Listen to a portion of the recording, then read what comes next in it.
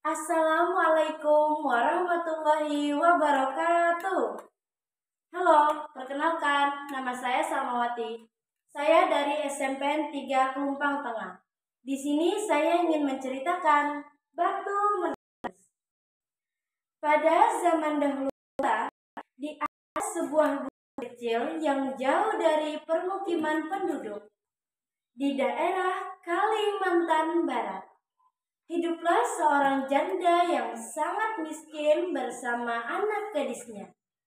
Nama gadis itu adalah Darmi. Darmi sangat cantik. Bentuk tubuhnya yang sangat indah. Rambutnya terurai mengikal sampai bahu.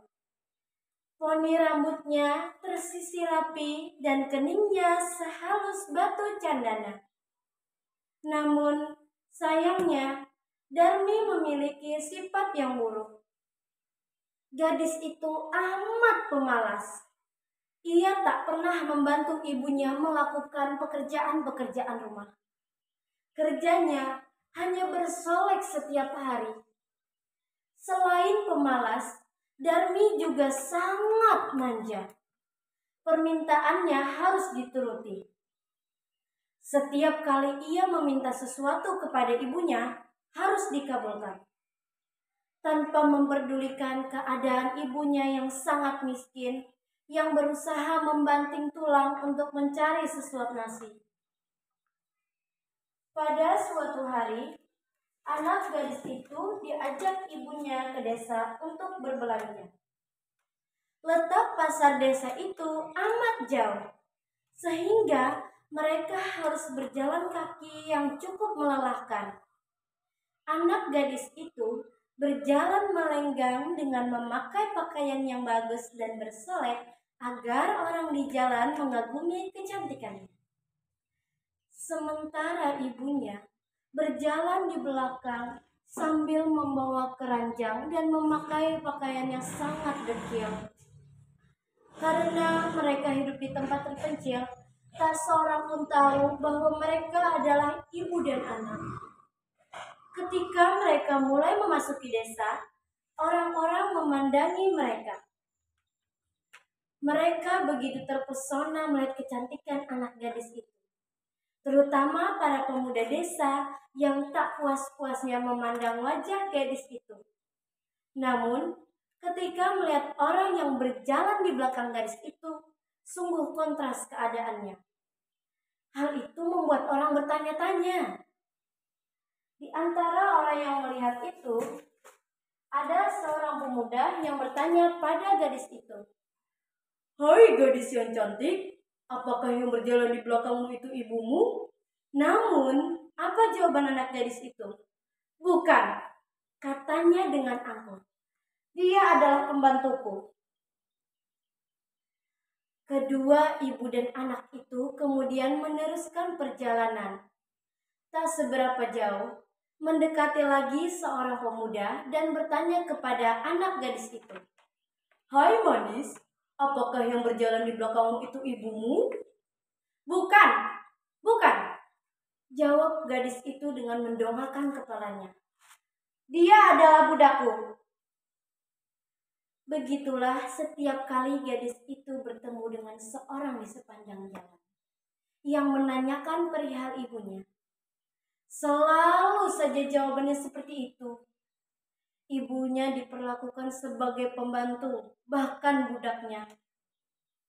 Ketika Ibu Darmi mendengar hal yang menyakitkan itu, ibunya sangat sedih. Dia amat tersinggung atas penghinaan itu, lalu berkata, "Darmi, bagaimana kamu bisa terus memberitahukan kepada semua orang bahwa aku bukan ibumu?" Sendu ibunya. Lalu Darmi menjawab, "Aku harus melakukannya. Aku tidak mau mereka mengetahuinya kalau kamu adalah ibuku. Apakah kamu tidak sadar bahwa kita sangat berbeda?" Pada mulanya mendengar jawaban putrinya yang durhaka, jika ditanya orang, si ibu masih dapat menahan diri. Namun setelah berulang kali didengarnya, Jawabannya sama dan yang amat menyakitkan hati. Akhirnya si ibu yang malang itu tak dapat menahan diri. Si ibu pun mulai berdoa. Ya Tuhan, hamba tak kuat menahan hinaan ini. Anak kandung hamba begitu teganya memperlakukan diri hamba demikian rupa. Ya Tuhan, hukumlah anak durhaka ini. Hukumlah.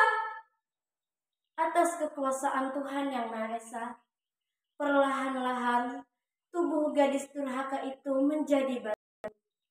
Perubahan itu dimulai dari kaki. Gadis itu mulai panik. Ketika perubahan itu telah mencapai setengah badan, gadis itu menangis memohon ampun kepada ibunya. Oh ibu, ibu, ampunilah saya. Ampunilah kedurhakaan anakmu ini, ibu. Ibu, ampunilah anakmu. Ibu. Anak gadis itu meratap dan menangis memohon kepada ibunya. Akan tetapi, semuanya telah terlambat. Seluruh tubuh gadis itu akhirnya berubah menjadi batu. Sekalipun menjadi batu, namun orang dapat melihat bahwa kedua matanya masih menitikkan air mata, seperti sedang menangis. Oleh karena itu, batu yang berasal dari gadis yang mendapat kutukan dari ibunya disebut batu menangis. Terima kasih. Wassalamualaikum warahmatullahi wabarakatuh.